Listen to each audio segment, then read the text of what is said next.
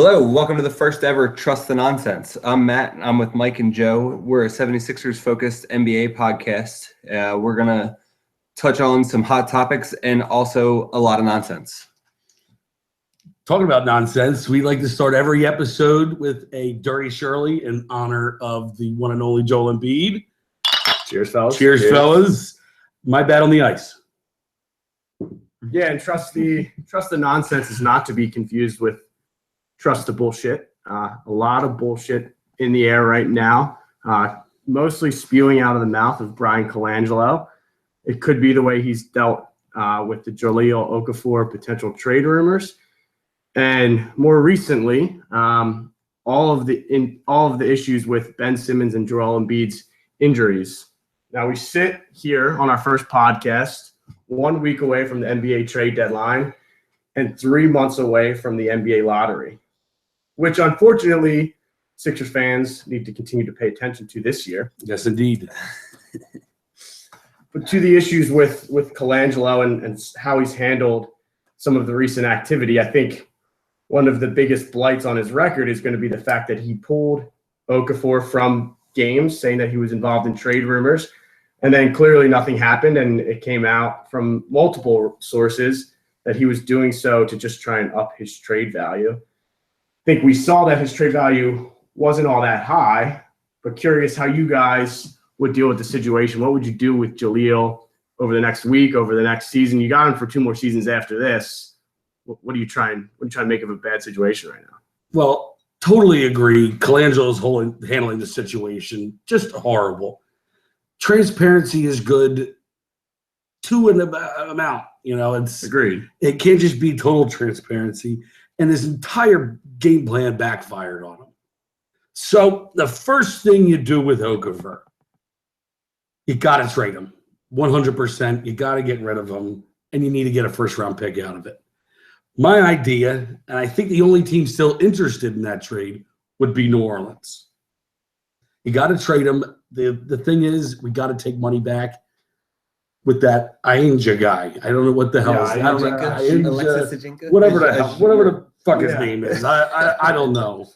But I'm willing to take that. It's only $5 million a year back, and for 3 years. That's not a total cap crasher. You know what I mean? The Sixers have showed in the past that they're willing to buy someone out, and I don't know if he's a candidate for that, but they've done it before. They'll do it again. We could definitely do it again. If you take that salary, how much value do you think you can get for Okafor? Has to be a first-round pick. Hopefully this year, but it's going to be tough. It's going to be a heavily protected first-round pick. That's in my eyes, which means if it's heavily protected, it's not going to be this year, or it could be this year, but you're not going to get it because they're going to stay in the They're going to be in the lottery, and it's going to be lottery protected. You almost need Okafor to play and somehow turn into a good player because his value is as low as it could possibly be. The only way it's going to get any better is if he shows that he could maybe play defense or not get lost on offense. All the time, like people say he's a good offensive player, but he looks so confused out there most of the time. I agree. I think Okafor's shown that he has one skill in the NBA, which could be valuable to certain teams, and it's that he can get opposing centers in foul trouble. I think when you see him in the low post, he has quick enough feet that if you have a strong center on another team, you put him out there for 5 minutes and feed him the ball for a couple possessions in a row, the opposing center will pick up 2 fouls pretty quickly. But agreed, when you see him on the court, he looks lost. And I'm hopeful that some of that is just because he's been mixed in trade rumors for his entire career, that maybe he looks absent-minded and his mind may be wandering. I don't know if it's helpful now that maybe say you're going to be here for the rest of the year and you see what you have with him. I don't think his value could get much lower. And by saying that, which means I don't think you could get anything in the trade for him. So you're in a tough spot, and you've already embarrassed him. You've embarrassed him. And, he doesn't really look lost. He looks winded. He just he's got those big old hips. He's not that athletic. And he's relied on one skill his entire life, and that's in the low post. And I think he's exposed. I think people know what he's actually worth. It just stinks that we wasted a 3rd overall pick on him. Right. When you look back, at the time, I don't think anyone thought he was going to be a bust. No. There's top 5 picks where, hey, the ceiling's super high, the floor may be pretty low. I think with Okafor, there was a general consensus that the floor would be relatively high. It just has not panned out that way whatsoever. No. Who else was in that draft that you would have taken? Well, now definitely Kristaps Porzingis. Right. Yes. Yeah, but that's so hard to say. That's a typical thing. At the time, no one knew who Kristaps was. Right.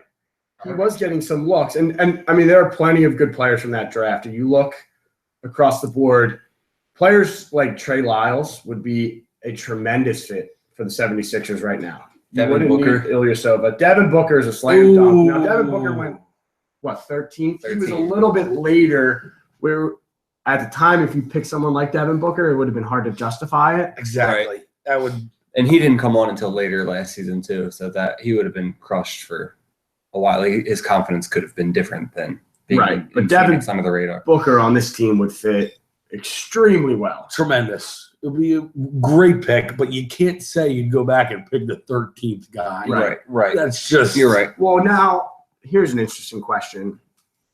If you were Colangelo, would you trade Okafor straight up for Sam Dekker? Now, Sam Dekker was somewhere picked in the mid picks of that late lottery type pick. Sam Dekker, I think, has shown some ability to compete in the NBA. Would be a relatively good fit for the Sixers and really NBA team when you talk about 3-point shooting, right? Because that's the trend and people are going to continue to move towards it. Would you make that trade? Okafor for Sam it's Dekker? not would you have picked him. Would you make that trade now? You couldn't have justified the pick. Picking him, no. I mean, I don't think I would, but he kind of has what the Sixers are missing. But I still think it just makes me mad over the 3rd overall pick, and we're just getting Sam Dekker back. Right. It pisses me the fuck off. The idea it's too soon, it's too recent. I think you got to get the idea of the 3rd overall pick out of your mind. Though. I know. Yeah. I know. And what can we get now? Years prior to that, maybe not the year right before that, but I mean, you had Anthony Bennett, who I think I saw on the side of the highway, picking up trash. Yeah. As the 1st overall pick. But he got a few years though before he got totally shipped out. Like I don't remember the details, but he was in a decent spot. He got 3 or 4 chances. How many teams was he on? He started with the Cavs and was traded to the Timberwolves. And then he went somewhere else. Raptors. He was on the Raptors eventually, and then he just got cut this season by the Brooklyn Nets, the worst team in the league. That's just ridiculous. 4 teams in 4 years. Now, if you do get the 3rd overall pick out of your head, I kind of like another feel-good story better than Sam Dekker. I like Chicago. He can go home to Chicago. Actually, he already switched his Twitter handle to Chicago after all these trade rumors. Right. That pisses me off a little bit, but still, I don't blame him. You can get another role player. Sam Dekker would never be a starter on our team. He would be a great role player, 7th, 8th guy that could really contribute on a good team. He is contributing on a good team. Exactly.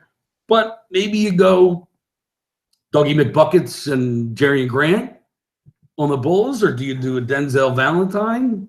Yeah. Well, I think I would take Dekker over all 3 of those players, I think, in terms of contributing to the Sixers this year. I think you can get 2 on Chicago, though. I think Dekker might be a system guy. Like his stats are padded. Just a D'Antoni system guy. Such a up-tempo thing, and their spacing is so good that he's a great fit for a certain kind of team. That if you put him on a different team, like the Sixers, it might work because he has the shooting, but it might not work as well because the spacing won't be the same if they're trying to bust it inside to Embiid. Or I mean, Embiid can spread the floor a little bit, but you know what I mean. They're not going to play as fast. Right. No, absolutely not. Now, if you were to get someone like Denzel Valentine or Dougie McBuckets, who do you think they're better than on the Sixers right now? Good question. I don't think either of them would play over like Stauskas. I think they'd be on par. McBuckets would because he's a different position, but But you forget Valentine. I mean, he was a really, really good point forward for Michigan State. Yeah, as a senior. So he did develop every year playing against 18-year-olds.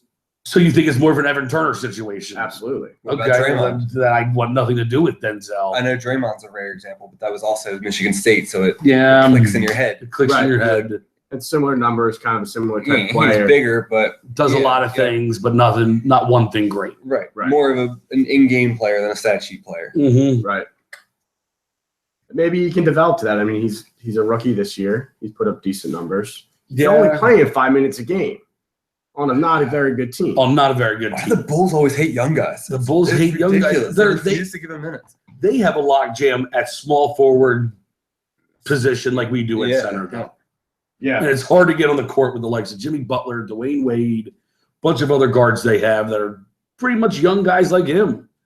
It's hard to spread the love around if you don't excel in one trait. I would like to see guy stuck on their bench, Bobby Portis. I would like to see him get a chance somewhere because I think I saw him in person when he was at Arkansas, so I think maybe that's why I give him a little bump. But I think he could be a decent player. I like Bobby Portis. I just don't like him on the Sixers. I think it shows you why the mid to late lottery picks are just not as valuable as people make them out to be. Yeah, there's plenty of people in the NBA that are going to be Denzel Valentine and Portis type players, and every once in a while you strike it rich, right? I mean, look at Kawhi Leonard. Yeah. I mean, even much later picks have Isaiah Thomas, the last pick in the draft. But overall, no, I think Thomas was born for stardom. I don't think that was more player development. I think Kawhi was a lot with player development. Yes. I mean, he came out 21 years old, averaged 6 or 7 points a game, I forget. Each year, I mean, he's an MVP candidate this year. Yeah. Even Popovich said that they didn't expect this at all from him. Yep. Well, he's developed his three-point shooting to become one of the best three-point shooters in the league. In college, he was a sub 30% three-point shooter. Yes. Just incredible. Which makes you think who you're going to draft. I mean, Jesus, if you can develop guys. Again, they always say that shooting's the one thing that you can project. Like, if you're a good shooter, you're going to be a good shooter. Exactly. Now, I wonder what his free throw percentage is, because that's how you really project a good shooter. I've read the same article. Yeah? Yeah, and it's that there's so much noise surrounding three-point shots. Are they open? Is it on a fast break? Right. Yeah. How did they get the ball? The best thing is just pure. The most repeatable thing is, hey, did they make their free throws? Did they make their free throws? Exactly. Because then you have form. You've got a great shot. Right. He is, as a rookie, he was a 77% free throw shooter. There you go. That's pretty good. Right away, you just extend out. This year, he's 1/100th of a percent from being 90%. Wow. That's to say he's 89.9%. Is he close to the 50-49? That's what I'm looking. 39.6% from three, 48%, 48.8% on overall field goal. So he is definitely close. He's close. Now there's another Gets big. tough later in the season to make up the full point though. It does. Now there's another big we got to talk about, guys. It's Nerlens Noel. Yeah. Mm-hmm. Seems to me like we're keeping him. I don't think we should. I think maybe we can get a few pieces that would be really good, either sixth men or starters, or maybe a lottery pick. Yeah, well, go back. I'm going to bring up real quick before we move to Nerlens. Yep. I had a thought enter my mind about Okafor. There's a ton of the conspiracy theory going around that, hey, Colangelo pulled him out because he was trying to up his trade value. Thought he had a small deal with the Pelicans going. Thought if he pulled him out, he may get an offer from someone like the Bulls, etc. Any chance that a deal was close and Colangelo or someone looked at something with Embiid's knee that they didn't like and said, we're not sure if we want to trade the center. We have him under a rookie deal. It's kind of a reverse where Colangelo, if that were to happen where Embiid were hurt and Okafor develops, would look like a hero. Any chance in your mind that you think the Sixers saw something they don't like and they're actually concerned about Embiid? Because it's part of the Nerlens question as well. That's what made me think of it. I think that's a valid point. They could be true. If it is, I still think they value Sean Holmes and Nerlens Noel over Okafor. I think so too, because I think Okafor has shown that he can't play with like you saw last year. He can't play with Noel, right. But they're flat out liars a lot. They are. So it's hard to really think about what they're saying on a deeper level than what they're saying, other than just not believing it. But I don't think that they would say what they said today about Embiid with his injury. I think they would have come out more strongly about it being serious if they were concerned. Well, if you remember, they shut down Okafor for a torn meniscus last year, right around this time. Right. Yep. And B might not play this year. And he didn't. Well, they said they don't think they said his was fine, and then he got surgery in like the end of the summer. End of the summer. And we weren't even close to the second worst team, so it's not like we benched him to lose more games. Right. It was purely meniscus and repair, and that's it. All right. Well, going back to Nerlens. Yeah. What are your thoughts, Burner? How would you approach the situation with Nerlens? With Nerlens, it's hard to say because of where his value is, because the Sixers situation is just tough to deal with in general. They have too many bigs, and everyone knows it. So with him being restricted, they know they can get the better of us. Right. They know. Right. So the market's taking advantage. I wonder if it wouldn't be better long term to sign him to an extension, or sign a contract this year, whatever you have to do, extend the qualifying offer, all that deal, match whatever, and then maybe you'd have some leverage in a deal with him. What do you match? Do you match a max? You can't. You can if you think you're going to deal him. I don't think you can match a max no matter what, because I don't think he's a max player. But do you think someone will try to give him a max? I think you have to let him walk then. Yeah. Maybe you sign and trade. Bismack freaking Biyombo just got $75 million over 3 years. Right. And I think people value Nerlens over Bismack. I like saying Bismack Biyombo. I like it. I wanted them to draft him just because of his name. I like the name. I like the name. It's a good one. Nerlens Noel, also a pretty strong name. Yeah. Of course. Still belongs in New Orleans. Yes. He should have went. Be a good fit there. I know. A lot of t-shirts.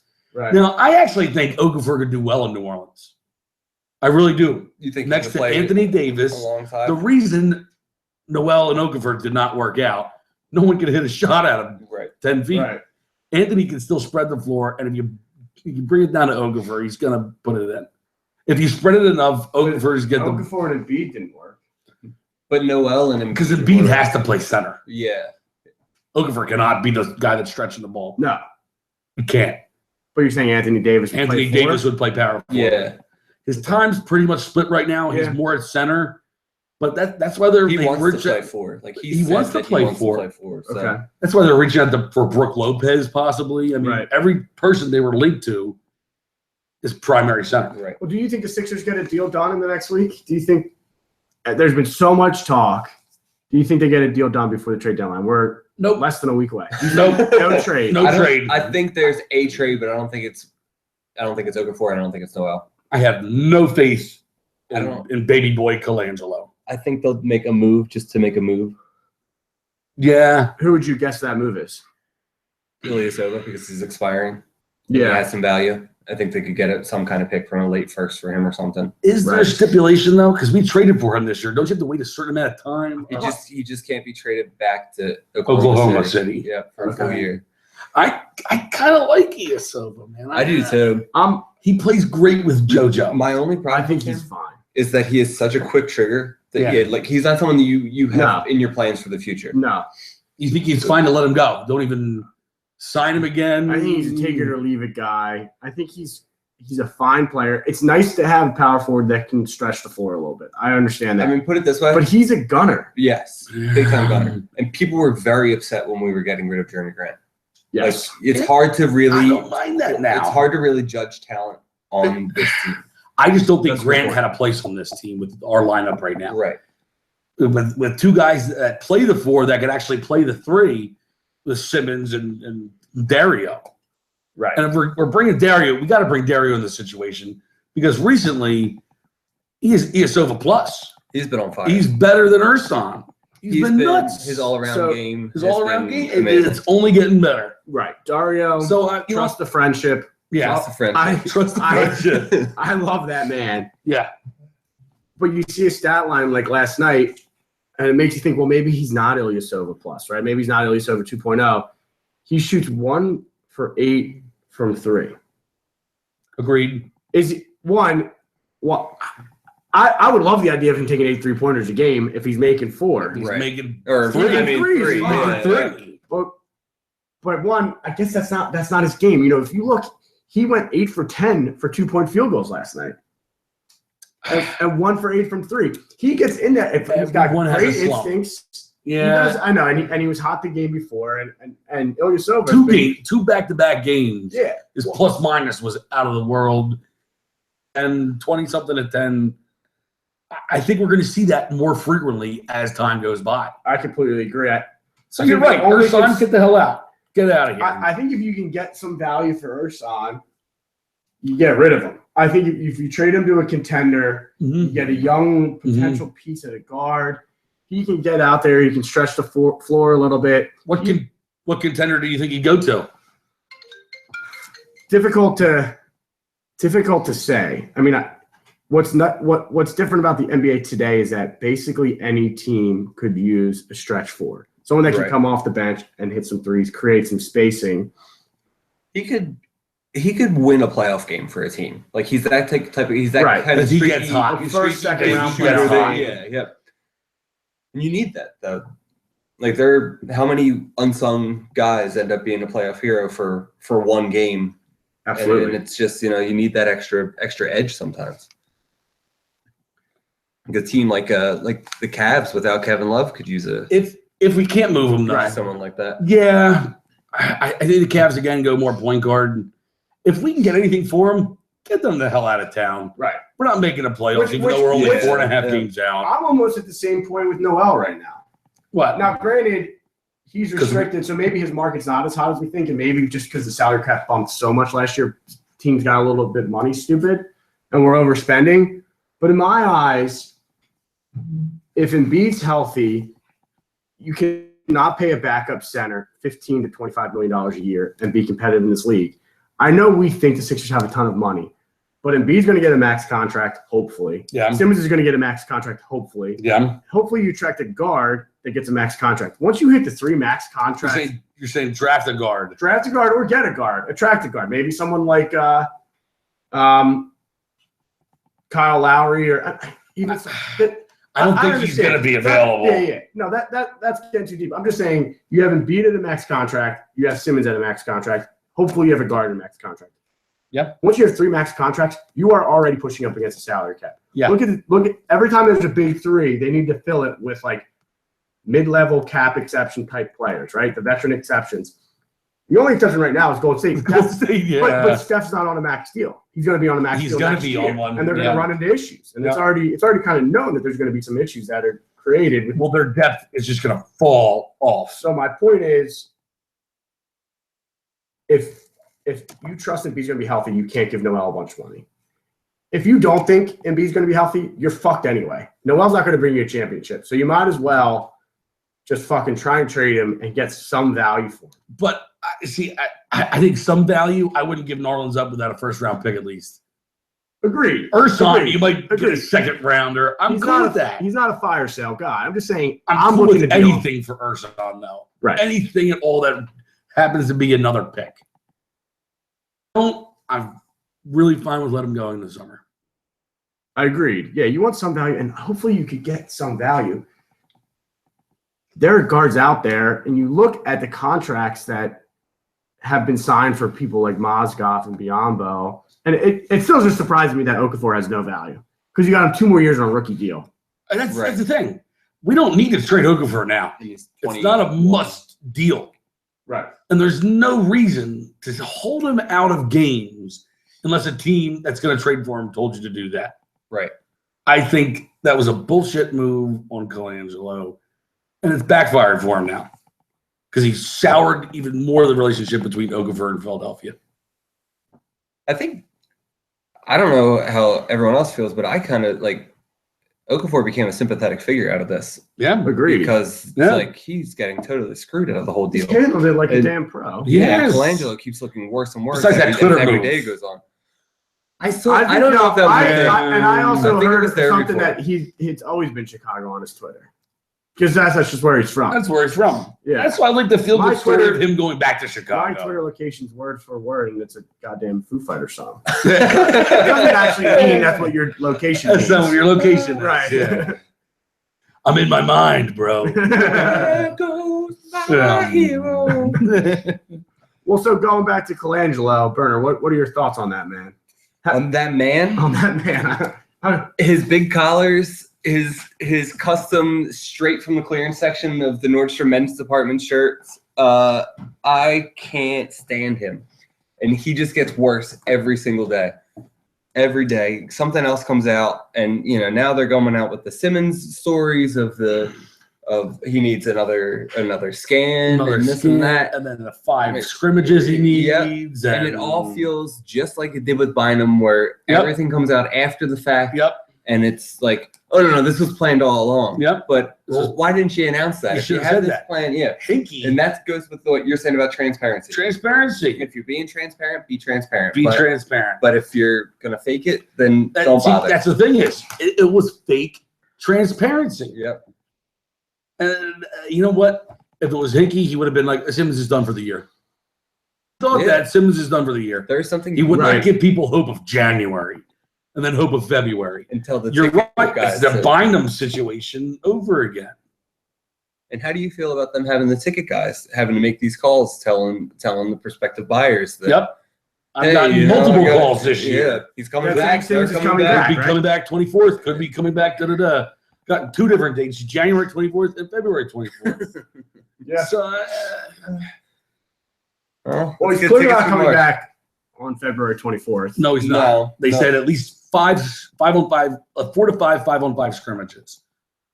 Over the All-Star break, you don't practice, and then the next game's after the break. Today that the first or he's getting a scan the day after they're back. Yeah, the Thursday they're back. I heard it was just Monday, or I might be wrong. No, I might be wrong. It could have been as soon as Monday. It's now scheduled for Thursday. Actually scheduled. Colangelo released a statement saying that it's scheduled for Thursday. I think was scheduled for 2 reasons on Thursday. 1, it's the trade deadline. 2, they can announce the results of this scan Friday night to try and not let people hear it. Like you just go into your weekend. There's there's not a Saturday paper any longer. Yeah, it'll go through the whole news cycle without anybody passing. Notice of it. That's right. Now, do you guys think Hinkie would be doing something different right now? I don't think he'd be doing a mega trade, but he'd be getting picks, hopping in on other people's trades. Yes, he would be collecting. He'd be doing something. He'd be collecting money to buy out to get extra picks. And I think Hinkie would have made a deal at the draft last year. Yes, I think he tried to. At the draft, and baby boy Colangelo at the deadline. And if it's true that if it's true that he got blocked from dealing Okafor last year at the deadline to the Celtics, we probably would have gotten one of those Nets picks from. That's just heartbreaking. Even if it wasn't that year or this year, I think doesn't matter. I think Danny Ainge leaked that to the media because there's like just boatloads of trade deals like that Danny Ainge has supposedly been involved with, and I know they have all the assets, so that would make sense that they would be involved in a lot of talks. But it's weird that they're the only team that seems like they could have made all of these deals that didn't make them. That didn't make it happen. And they're just resting and bullshit. And you know what? The Celtics do have a ton of assets. They do. They really do. I know. And it's scary. I mean, as a Sixers fan, one of the teams you hate the most are the Celtics, probably right behind the Lakers, and they probably go back and forth. And the Knicks are up there. I really hate a mass hole. I really hate a mass hole. Well, I mean, we're all goddamn jealous of their sports success. There's no doubt about that. No doubt about it. How do you approach the Celtics situation if you're Danny Ainge? What do you look to do? You got the Nets pick this year coming up. Yep. You got it the following year on a swap, which basically means you have it. You get the swap this year, and then you get it outright next year. You don't have to swap. Okay. You know what I mean? So I don't think big moves need to be made. And I really think they should pull the trigger and try to get Nerlens Noel. Okay. One, that's a feel-good story. He's back in Boston, his homeland. Not homeland, but, that sounds weird. But he's back in Boston. And you know what? If we can even get Avery Bradley back, I kind of would be happy. Even unhealthy, questionably healthy. I'm fine with that. He's a guy that can play defense, hit it from the long ball, and I love Avery Bradley. Me too. He's a combo guard too. He could bring the ball up if you need him to. He could. I think he's actually a perfect fit for the Sixers. Me too. He's a lockdown defender. Yep. He can hit the three, and he can handle the ball a little bit. And assuming Embiid's playing, he will make up for any of his height deficiencies. Right. Yeah. I think he's such a good defender. He can guard any two in the league that's not, 6'7", 6'8". Mm-hmm. You know what I mean? A Paul George, a LeBron, he's going to have trouble with. But any real two guard, a Bradley Beal, he's locking them down. And you think about the Sixers team after that trade, if you assume that Embiid gets healthy and that Simmons comes back, and the one thing that Brett Brown mentioned about Simmons before he got hurt was that he's shown the ability to be an absolute stud defensively. Mm-hmm. You think about that defensive team at the end of a game. Yep. You got Avery Bradley, Robert Covington, Ben Simmons, and Joel Embiid. Just total lockdown. Throw me as the other guy out there. Yeah. And you're Kruger's the fifth man. and we're still winning games. We are. Now back to the Celtics situation real quick. So they make that trade. I would do a straight up Avery Bradley Norton as well. Maybe we get now, something if you're else speaking as a too. Sixers fan or a Celtics GM? I would do it as a Celtics GM. Okay. I would get Narlens Noel, Avery Bradley. And is that just speaking to the depth at guard for the Celtics? Yes, 100%. They got Terry Rozier. They got Marcus Smart. They got, obviously Isaiah Thomas. Boom. So after the Celtics make that Narlens trade, they have their shot blocker. They have their tenacious defender. It'll be beautiful with him and Horford. I think that's a great relationship down below. I agree. The next thing you got to settle out, you need a scorer. You need another scorer besides Isaiah Thomas. Okay. And that's when you trade the Nets pick to the Jazz for Gordon Hayward. Wow. You trade them. You throw in Amir Johnson to make the cap work. Yep. It's expiring. You don't need him anymore. You got a Narlens Noel, a much bigger plus defender and rebounder. And you sign Hayward right So away. then Jazz could lose Hayward in this offseason right now in the Celtics. Right. One, Brad Stevens was his coach in college at Butler. It makes sense. Plus, he's white. They got to like him. I always think the white guys. Yeah. That's why Al Horford went there. Exactly. So then, you got Isaiah running the point. You move, what's their small forward's name? Now. Jay Crowder. Crowder. You move Crowder to the shooting guard, 3 and D. But you also have Marcus Smart playing D. You can put Marcus Smart, Terry Rozier. You got different guys that can fill in. 2 guard, have that kind of a rotational type of position. Right. Small forward Gordon Hayward, power forward Horford, starting center Narlens Noel, Kelly Olynyk coming off the bench stretching the floor. Did you say Jaylen Brown? What? Did you say Jaylen Brown? No. Oh, I forgot about Jaylen Brown. Yeah. Jaylen Brown could sub in. I mean, hell, for Gordon Hayward. You might have to throw him in the trade to Utah to get them to go. Right. Yeah, that's I true. think the only problem with that trade is, I don't know if Utah right now, I think has like the 5th or 6th best record in the entire NBA. But they're still a stud away. They stud are. away from actually competing. But Gordon Hayward, in my mind, says, I'm a Celtic. I have my college coach. I'm second in the East. So pretty much, you got some competition there, the Wizards and the Raptors. I feel like Hayward owes the NBA to be the white superstar in Utah that they've had for so long. Yeah. Ever since Mark Eaton. Right. And then Stockton and But back to Utah's perspective, if you sweeten it a little bit with that, you get the Nets picking, the Nets sweeten it pick a little bit. Jaylen Brown Or and maybe- Amir Johnson's on an expiring contract. So You look at it as Utah, you got Rudy Gobert yep, you got Rudy Gobert, who's young. and a stud. Yep. And you get Markelle Fultz. Mm-hmm. It's solid. It's a solid team. Now I don't know if Markelle Fultz will ever be better than Gordon Hayward. My opinion, I think he is. I think he will be. It's really hard. He's on a losing team in college, and he's putting up stats. That's what Ben Simmons did last year. Everyone trashed him for it. Yeah, no one's trashing we Fultz. trashed him for it. We trashed him for it. Yeah. So, but no, I think that's a solid plan for the Celtics. Burner, what are your thoughts on this? Yeah, what do you got going, Burner? I had not blockbuster style, but I was thinking they can make a move or two that would get them kind of where they want to be for the next 2 years to compete. Okay. I'm thinking Cleveland is banged up this year, and they're looking like they're going to be kind of they always have LeBron, so they're always going to have a shot to make it to the finals at least, no matter what. Mm-hmm. But they're beat up big time, and LeBron's playing a lot of minutes. So I think if there were a year where they would be off, right now this year. Yeah. Yep. So I know Toronto just made a move to get a little better, but I feel like Boston could pretty easily get the number 1 seed this year.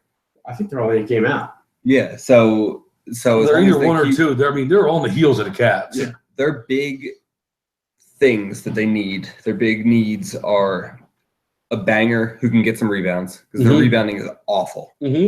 And I feel like they need someone to replace what Isaiah Thomas used to be as like a coming off the bench scorer. Right. So I worked out a no way it will ever get done as a 2-team deal, but it works cap-wise. They trade Amir Johnson, who's expiring. He's got to be in any trade just for their money. Yeah, because it's $12 million. $12 million and he's done. Wow. James Young, who's expiring. Yep. He's restricted, but he's expired. Right. They're not going to pick up his option. They didn't pick up his option. Yeah. So I don't see them making any plays for him. Tyler Zeller, who's next year is not guaranteed. Okay. And then some collection of their draft picks because they need to give up something else other than expiring money to the Lakers. Ooh. For Lou Will and sweet Lou Williams and Timothy Mozgov. You get rim protection, you get rebounding, and you get a fire off the bench scorer. I like Lou Williams. Lou Williams is a guy. Now it doesn't really make a ton of sense for the Sixers. I wouldn't mind someone like Lou Williams on the Sixers if you can get him for cheap. Yeah. I don't want to give up a lot of assets, but someone that can just control the pace of the game a little bit and create his own shot and hit it. Yeah, I like it. And get to the line and do whatever, like slow it down when you need to. Right. Now, the last thing I wanted to talk about was the Celtics getting better. I think those are both good cases for things that would make the Celtics get better. In my eyes, Joe, I like the idea that you proposed there is try and get Hayward there. Try and scare the Jazz to saying, hey, we're going to sign him anyway. And then as the Celtics, it's like, yeah, we're giving up a first-round pick, probably the first overall pick. But we get first dibs on trying to sign him. We get the pre-negotiation period. He comes to Boston. That's right. He has all of these goddamn racist fans cheering. That's right. And then he's like, I'm home, right? I'm with my college coach. Yep. They say that the most power you have as a player is when you're 18 deciding what college you go to. There you go. That is the only time you're truly a free agent. Yep. You can pick any school as a top player, right? And he chose Brad Stevens, and he would do it again, right? So I think that makes him a lot better. At some level, I think you look across the landscape of the NBA, you brought up the point burner. The Cavs are great, but they're getting older. Yeah. They got the Nets pick next year. They got it the year after. If it's swap, I don't really care. They got the pick, right? They're going to be a late pick. They're not getting much for their pick anyway. Yeah. I almost just kind of put it on the back burner. See what they could do. Now, I would love for them to trade Avery Bradley to the Sixers for New Orleans Pelicans. As a Sixers fan, but not necessarily as a GM. You said it. I mean, the Raptors are good, but not great. If Love stays hurt, you catch the Cavs, you catch LeBron on a couple off games, you may win the East this year. You could. And then next year you go into the offseason. And maybe you get that first pick.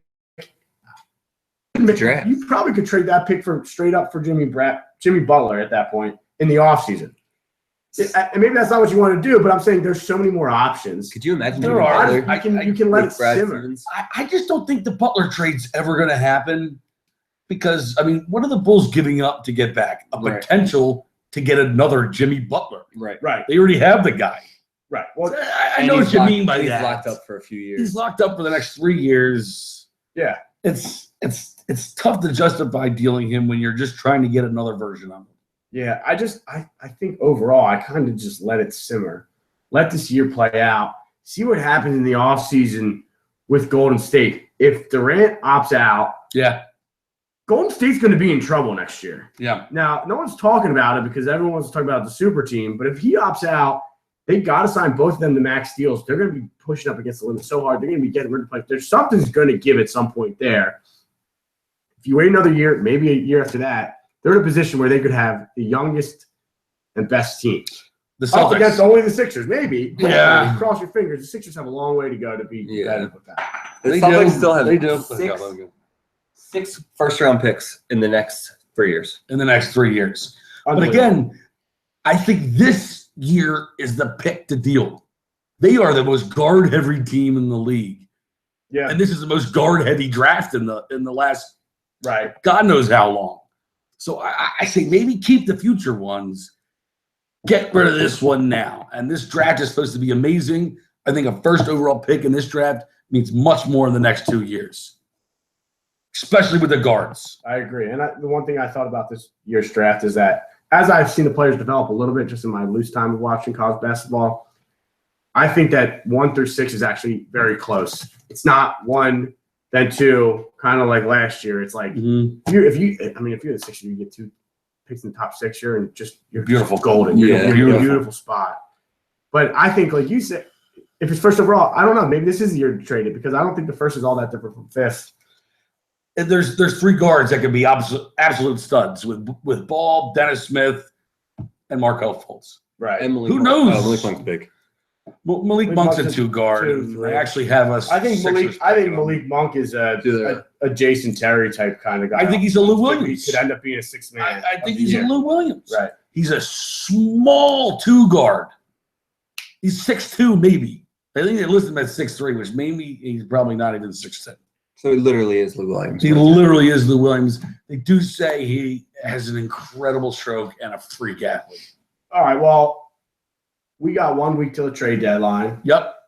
Let's get one prediction before we talk again after the deadline.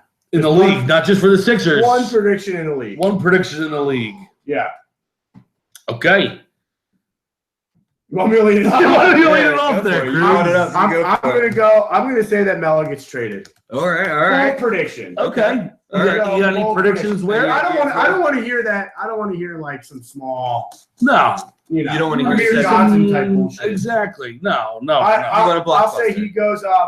This is fantasy. Not not fantasy, but big. I'll say the Clippers. You're gonna say Clippers. Yeah. All right. Okay.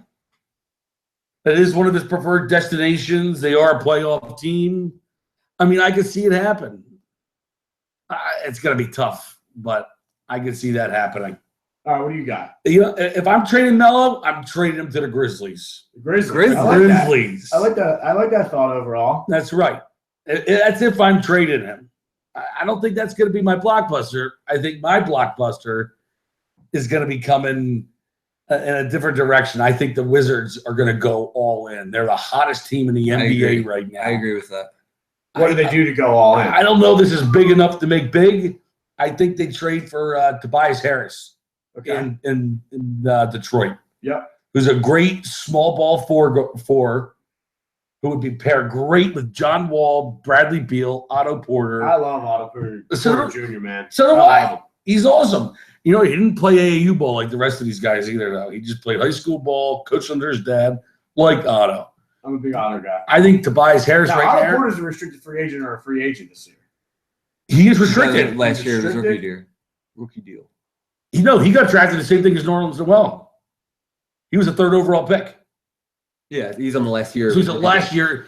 He's a restricted free agent. So there's another guy that I would love to target. But all right, Vernon, close us out here. You opened us to close us out. I sadly think that we are going to have an uneventful trade deadline. Okay. That's my prediction. So your blockbuster is no blockbuster. Blockbuster. Nothing happens. Melo trade, no Celtics dealing draft picks, none of that stuff. All the big names stay. I agree. A couple minor pieces going around, but I think the biggest trade already happened with the Raptors getting Serge Ibaka.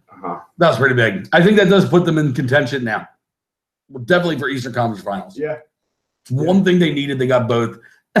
I like to say the award for worst GM in the league has to be in Orlando. Jesus Christ, that guy just failed miserably. I don't know Billy King bad. I don't know. But he's on his way. He's on the way. Never go full Billy King. Can't do it.